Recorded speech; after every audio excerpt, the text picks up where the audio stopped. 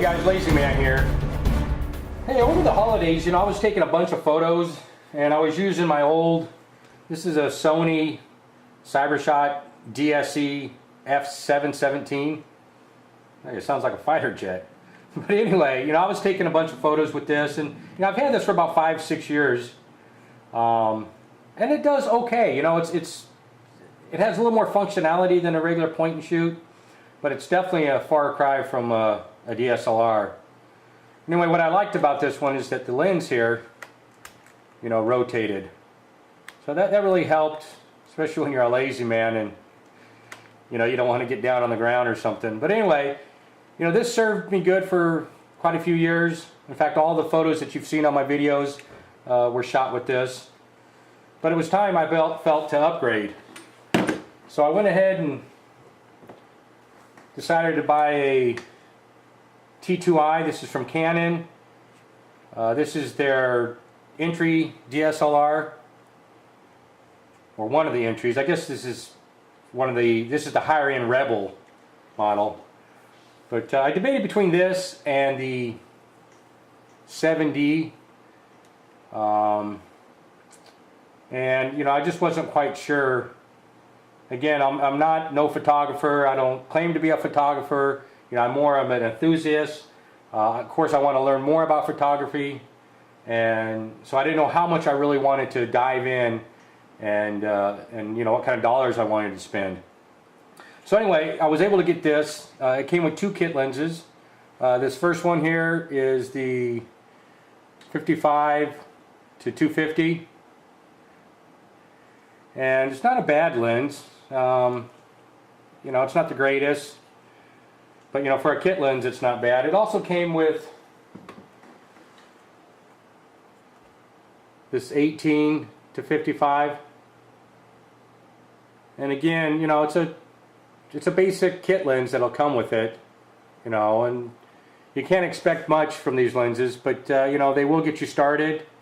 And quite honestly, I was not 100% happy. I mean, they were okay, but not 100% happy.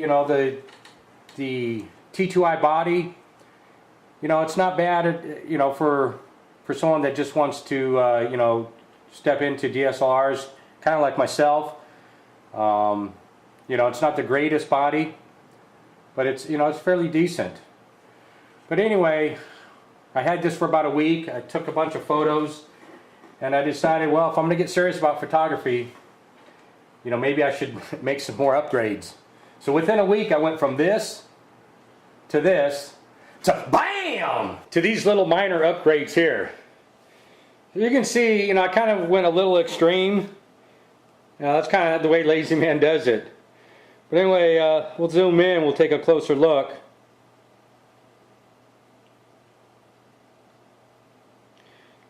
So I'm not going to do any box openings on these, as I've already opened up most of the boxes.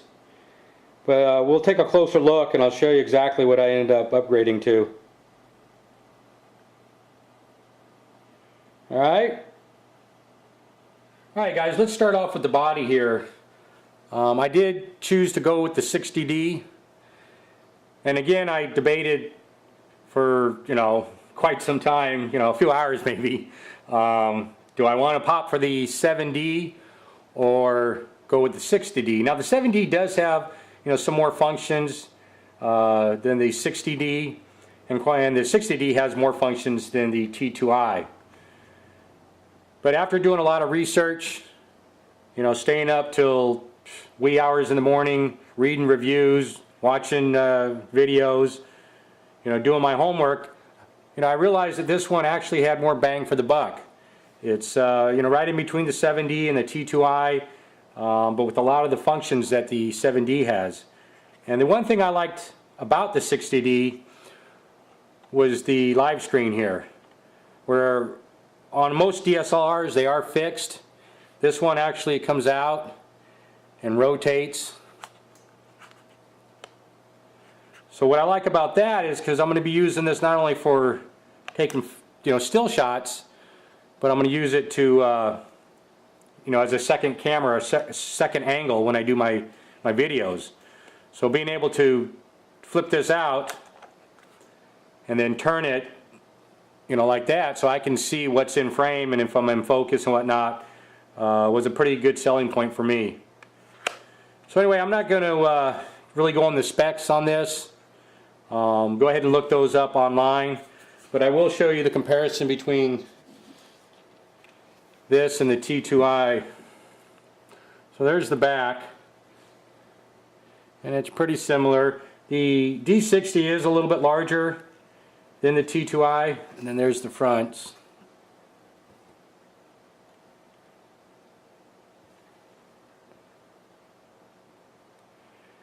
And not only is it larger, it has a little more, you know, for lack of a better word, a little more substance to it.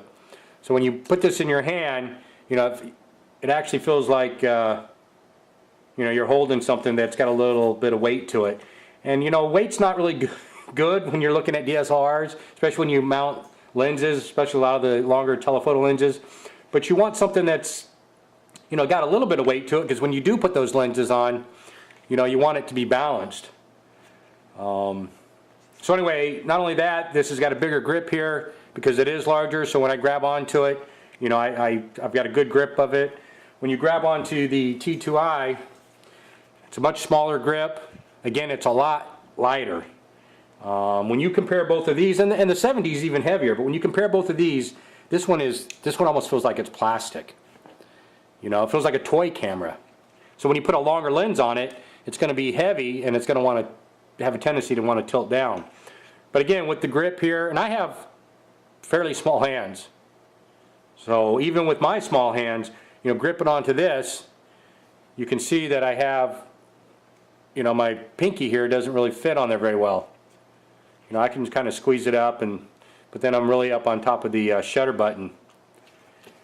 Again, with the D60, you know, my hand fits on there perfect. And then you can get the battery grip, and that'll actually give you a little more room to grab onto the camera. So I'm really happy with this. I've taken some photos with this. You know, this doesn't take any better photos than the T2i and the 7D. You know, all these take the exact same quality of photos. It's just the functionality that each one of these has and the ease of access to some of those functions. So if you're going to pick up the T2i and you just want to shoot, you know, in automatic mode, or maybe use some of the preset, you know, landscape or portrait mode, this is a great camera. You can also use some of the more advanced modes, which is the program mode, the shutter speed, aperture mode, manual mode. You can shoot in those and be able to adjust it, but you don't have the access to adjust those on the fly like you would, let's say, with a 60D or the 7D.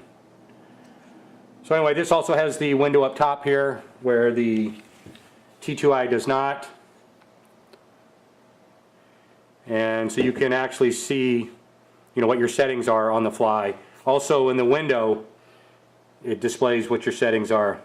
So anyway, again, I'm not going to go into detail of what this has and what it doesn't have, but go ahead and check online. This was the best buy for me, so that's why I went with that. So anyway, to go with the 60D, I did purchase the battery grip.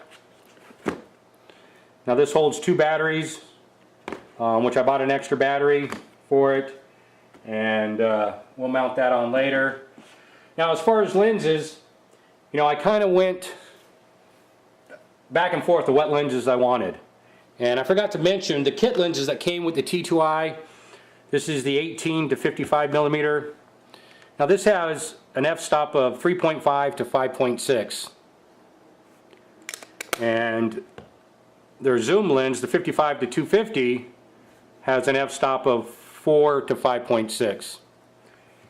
And really what I wanted was lenses that had a constant aperture. So what I ended up going with, and these are the ones I chose, I did go with the prime lens, 50 millimeter prime lens.